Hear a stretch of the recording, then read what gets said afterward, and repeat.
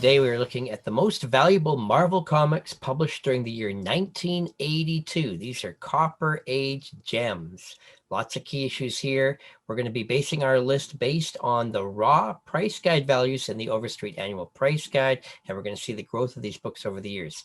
Starting at number 10, we have Wolverine number 3.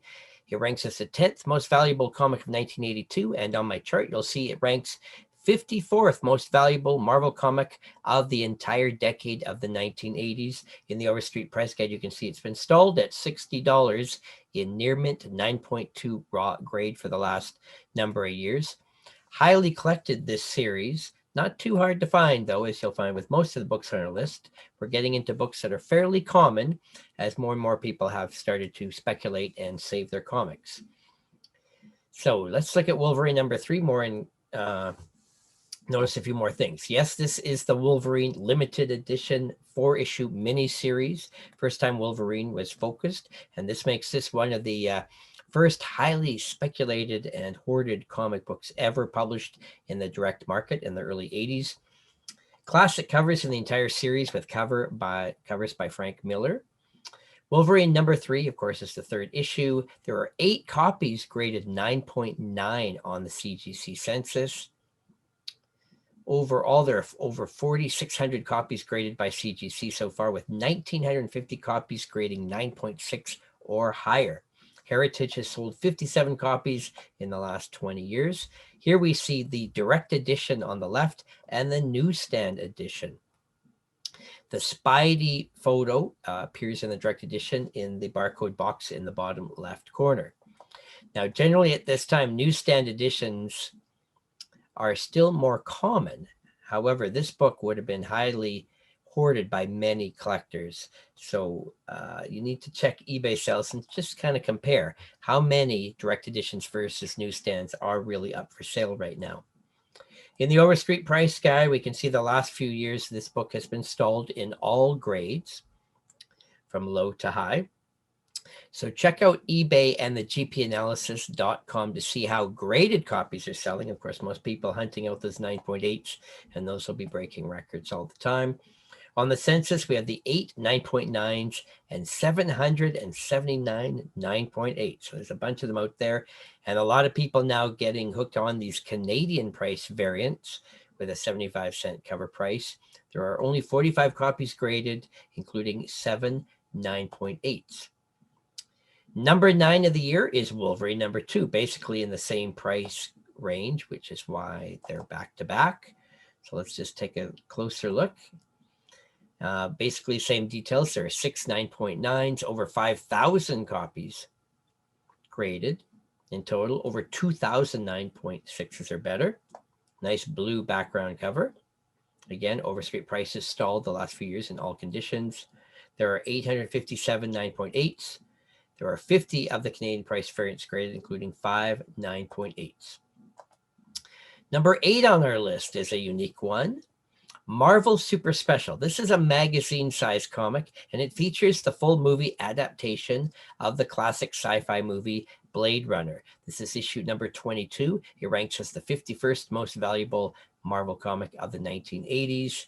You can see it was quite affordable only until 4 years ago, and it's quickly quadrupled in price since then. Looking at a few more details on this book. Cover by Jim Steranko. 45-page movie adaptation by Archie Goodwin, with pencils by Al Williamson and Carlos Garzon. Colors by Marie Severin. It has only 69 copies graded in any condition and only 27 9.6s. And Heritage has only sold 5 copies in the last 20 years. Nice dark blue background cover. Again, in the last few years, Overstreet is stalled in all grades, low to high. On the Census, there are only 9 9.8s.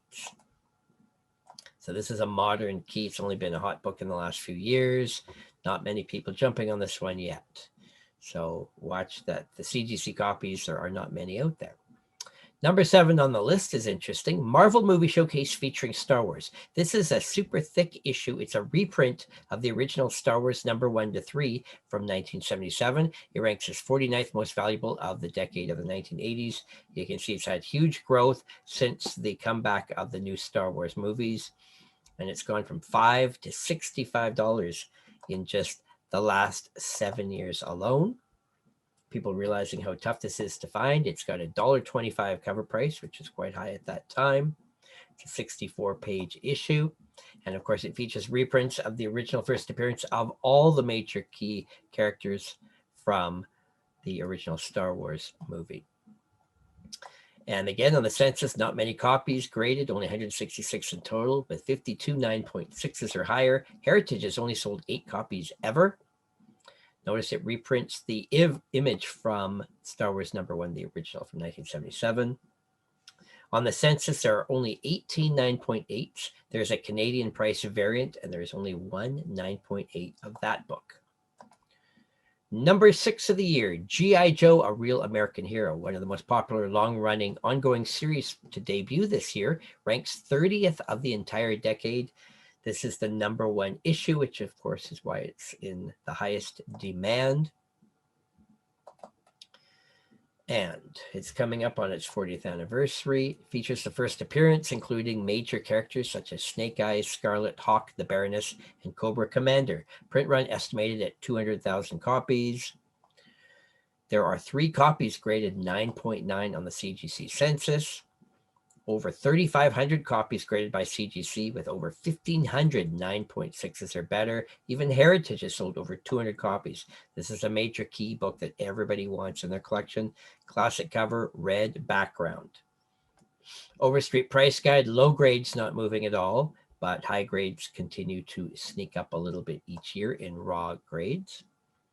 On the Census, 3 9.9s and 657 9.8s. Number 5 of the year is Marvel graphic novel number 1.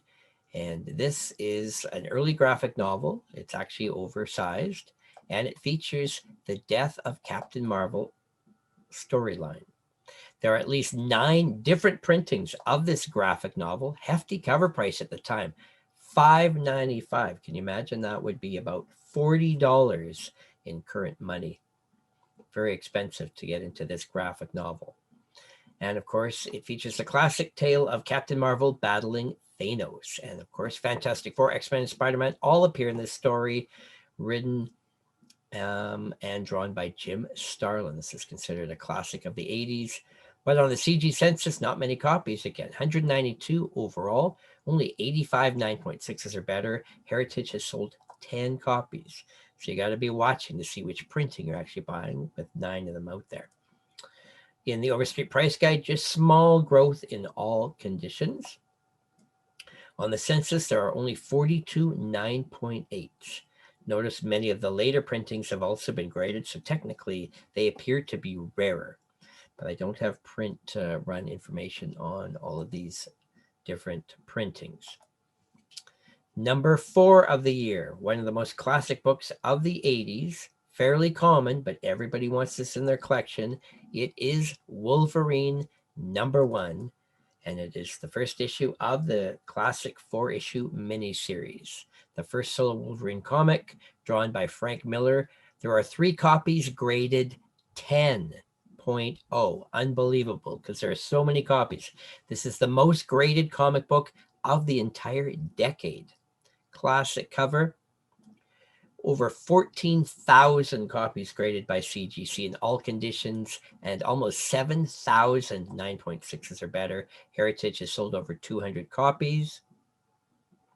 In the Overstreet price guide, there has been very little movement at all in low grades. In fact, in the last 15 years, it hasn't gone up at all. In high grades, it's been slowly sneaking up in raw condition. On the Census, unbelievable. This is the oldest comic we have found from Marvel with 10s on the Census. There are 3 of them. There's even 27 9.9s and almost 3,000 9.8s of this classic book. Number 3 of the year is Spectacular Spider-Man 64, featuring the first appearance of Cloak and Dagger. This is a major book. It's skyrocketing in price in the last decade. It's the 12th most valuable Marvel comic of the entire decade. Print run is estimated at 172,000 copies. Ed Hannigan cover and art. There is one copy graded 9.9. CGC Census has gone crazy in just the last 5 years. Look at the growth. Over 2,200 copies now graded, almost 900, 9.6s or better.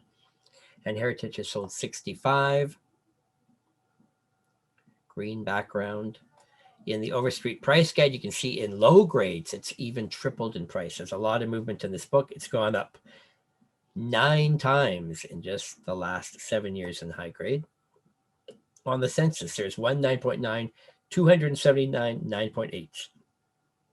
And just for your information, there is a Danish edition with only one copy graded as 6.5 and an Italian edition, but it came out 6 years later. One copy graded a 6. Number 2 of the year is Marvel graphic novel number 4. It ranks as the 6th most valuable Marvel comic of the entire decade. And it features the first appearance of the New Mutants. It's their origin and first appearance. Bob McLeod cover and art. This is a graphic novel sized edition. Again, look at the cover price, $5 US, $6 Canadian. So again, very hefty cover price, but it was very popular, written by Chris Claremont. There are at least 6 different printings of this graphic novel. It's the number 1 most valuable graphic novel of the 1980s from Marvel. There are now over 1,000 copies graded by CGC. 476 9.6s or better. Heritage has sold 22 of these. Again, watch for which printing you're buying. In low grades and Overstreet, we can see in the last 5 years, it has doubled even in the lowest grades, and it's tripled in the higher grades raw. The later printings are found on the CGC Census, but it's the first printing everybody wants, of course. 276 9.8. And the number 1 most valuable and important Marvel comic of 1982, also ranking number 3 of the entire decade, is Incredible Hulk, number 271, featuring the second appearance of Rocket Raccoon ever and the first appearance of Rocket Raccoon in comic book format. This book has skyrocketed since the character was featured in the Guardians of the Galaxy movies. In 2013, you can see it was only a $30 book in near mint 9.2 raw, but it's now been stalled at $200 for the last 5 years. Learning a little bit more about this book: Al Milgrom cover art, Sal Buscema art, interior. And print run is estimated at 189,000 copies. Look at the CGC Census. It's gone crazy. Even in just the last 2 years, it's now over 3,000 copies and almost 1,000 9.6s or better. Heritage sold over 147. White background cover makes this one a tough one to find in high grade. In the Overstreet price guide, hard to believe that a low grade copy was only 50 cents in 2012. And of course, with the movie news of Guardians of the Galaxy, the book started to skyrocket. So this book has gone up 20 times in value in lowest grades, and incredibly 40 times growth. Just from 2012 to 2017, that 5-year period, that book exploded like crazy. And on the CGC Census, there are 389.8. We're going to take a moment here, and we're going to compare these books now on the CGC Census, just to see if we notice any trends or anything unique about these books. So, by far, the Wolverine miniseries has the most copies graded. I put all 4 issues of the miniseries so you can compare. 14,000 copies is just crazy for Wolverine number 1. Nothing can touch that.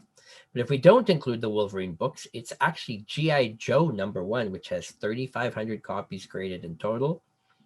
And yet, interestingly, books that made the top 10 of the year include Marvel Super Special 22 with Blade Runner, with only 69 copies graded in total. And even the Star Wars reprint was low, and the Death of Captain Marvel was quite low. Looking at which books are most common in high grades, well, Wolverine number 1 by far is the winner, having 10s and 9.9 graded. And in fact, all 4 issues of the miniseries have 9.9s. Other than that, Spectacular Spider-Man 64 is the only one that has a 9.9. Oh, G.I. Joe, sorry, also has 3 9.9s. After that, it kind of becomes predictable. We can see which books clearly have lots of copies on the Census, and then we have the 3 books that just are very scarce on the Census. So there you go. The biggest books of 1982, some of the biggest books of the Copper Age of Marvel Comics. Please subscribe to this channel. Remember, I do at least 3 videos a week teaching you history of comics and how to invest. Thanks for watching.